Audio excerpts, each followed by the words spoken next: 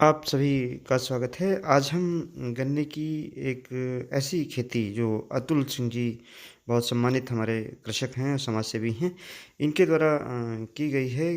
गन्ने की पौध की रोपाई यानी पॉली बैग से पौध तैयार करके जब ये पौध 30 से 35 दिन की हो गई, तो इसकी रोपाई की गई थी। वैरायटी यहाँ पर 0239 है और जो पौध से पौध की दूरी है वह 45 सेंटीमीटर रखी गई है।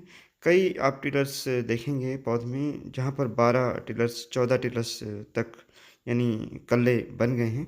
इसकी हमने देखिए यहाँ पर काउंटिंग कराई थी, करीब 12 टिलर इसमें आ गए हैं और कई ऐसे पौधे हैं जहाँ पे 14 टिलर 16 टिलर भी हैं। अगर मिट्टी हटा करके देखें तो और भी ज़्यादा टिलर्स हैं।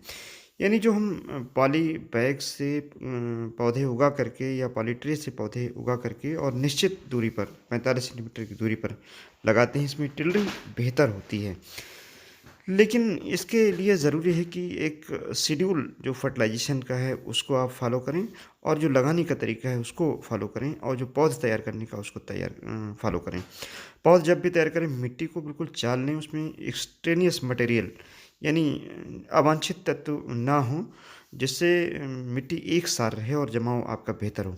जब भी पौध लगाएं 30-35 दिन की पौध हो और जहाँ तक पौध में मिट्टी पहले से लगी वहीं तक मिट्टी ढक करके लगाएं। इससे आपको ये फ़ायदा होगा जब जमाव होगा, उसके बाद जब टिलरिंग होगी तो जो पहली जड़ है, बेस है पहले टिलर का, मदर शूट का, वहीं से टिलर्स निकलेंगे और चारों तरफ निकलेंगे।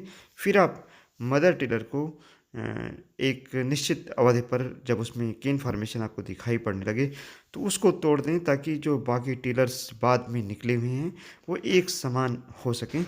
इसका आपको विशेष तौर से ध्यान रखना है। एक फर्टिलाइज़र शेड्यूल ये है कि गन्ना लगाने के 30 दिन बाद 5 किलोग्राम यूरिया, 500 ग्राम ह्यूमिक एसिड और 250 ग्राम बेबिस्टिन या कार्बनडाजिम जिसको कहते हैं, इसका 300 लीटर पानी में घोल बना करके 1 एकड़ के लिए सॉइल में ड्रेंचिंग कर दें। इससे ये फ़ायदा होगा, अगर जड़ों में फंगस होगी वह ख़त्म हो जाएगी और ह्यूमिक एसिड से फ़ायदा होगा जो कार्बनिक पदार्थ पौधे की बढ़वार के लिए, ग्रोथ के लिए, रूट बढ़ने के लिए, राइजोस्फीयर बढ़ने के लिए चाहिए, वह ह्यूमिक एसिड से मिल जाएँगे।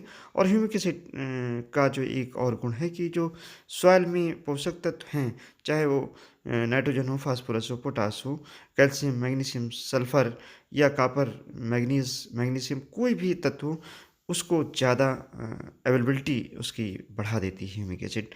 ये एक विशेष गुण है इसका। और साथ में किसान भाइयों आपको ये ध्यान रखना है कि 45 दिन पर 35 किलोग्राम यूरिया, इसके साथ-साथ फिर लगभग 1 किलोग्राम सल्फ़र मिला करके और टॉप ड्रेसिंग अगर आप करते हैं तो बेहतर आपकी गन्ने की फसल चलेगी। 70 दिन पर 12 किलोग्राम कैल्शियम नाइट्रेट डाल दें और 35 किलोग्राम यूरिया डाल दें और इसके साथ में वैज्ञानिक हालाँकि इसको रिकमेंड नहीं करते, इसके साथ में आप 25 किलोग्राम डीएपी डाल दें, मिला करके टॉप ड्रेसिंग कर दें। गन्ने की जो टेलरिंग है वह बेहतर होगी और जो पौधा आपकी निकली होगी वह बेहतर होगी। यहाँ पर आप देखें कि इन्होंने गन्ने के साथ में मटर भी लगाया है। सभी गन्ने की जो अभी नवीन प्रजातियाँ, नवीन किस्में निकली थीं, शीघ्र किस्में, जैसे COS 13-235 है, COLK 14-201 है और 15-023 CO 15-023 जो कि करनाल से वैरायटी निकली है।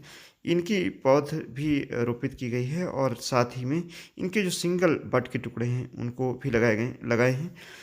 इसको हम आपको बाद में फिर दिखाएँगे। और ये जो आप प्लॉट देख रहे हैं बहुत अच्छी तरीके से इसको लगाया, देखिए कितना बेहतर मेंटेन है। कहीं भी जो हमारी ट्रेंच है उसमें घास नहीं है, मिट्टी सारी पलुराइज है, यानी इसकी जो निराई गुड़ाई है वो बेहतर ढंग से की गई है और भुरभुरी मिट्टी है जिसके कारण इसका एरेशन बेहतर है, जो मृदा में जीवाणुओं की संख्या है वो बेहतर है। इनके द्वारा वर्मी कंपोस्ट भी तैयार किया गया है। वर्मी कंपोस्ट का हम वीडियो आपको बाद में बनाएँगे। वर्मी कंपोस्ट का बहुत महत्व होता है।